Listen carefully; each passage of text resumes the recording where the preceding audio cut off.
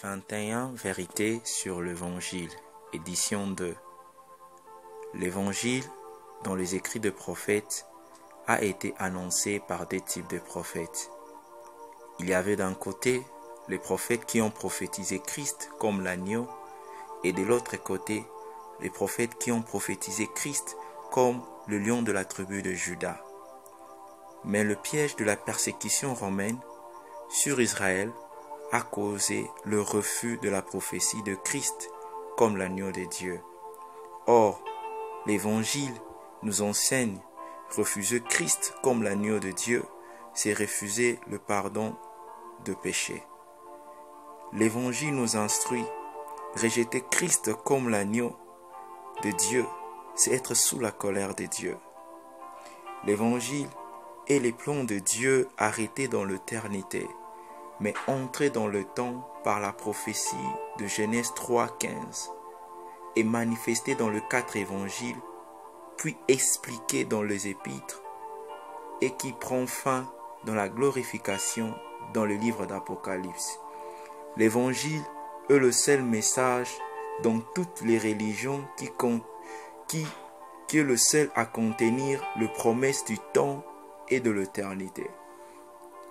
Dans le temps, tu as ta guérison, ta délivrance, ta nouvelle identité, tes péchés sont pardonnés. Dans l'éternité, tu as ta place à la Nouvelle Jérusalem, tu as ta couronne et bien d'autres.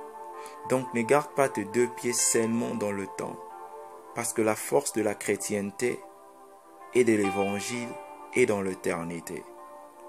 Parce que tout a commencé à l'éternité. L'évangile est le seul miroir que le pécheur se voit une nouvelle création. L'évangile est un mixage de la simplicité et de la profondeur d'une personne et de son œuvre. Et cette personne n'est que Jésus-Christ de Nazareth, qui était caché dans la loi, les psaumes et les prophètes. J'aimerais que vous me joigniez dans cette prière.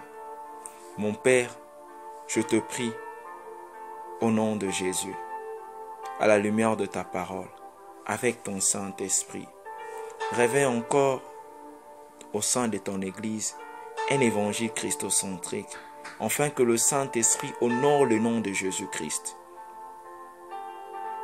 au sein de l'Église, dans les nations. Mais encore une différence entre le prédicateur de l'évangile pur et d'un évangile falsifié, afin que le païen se répande, afin que le chrétien rétrograde soit restauré dans sa communion avec le Seigneur, et le chrétien spirituel manifeste ta gloire.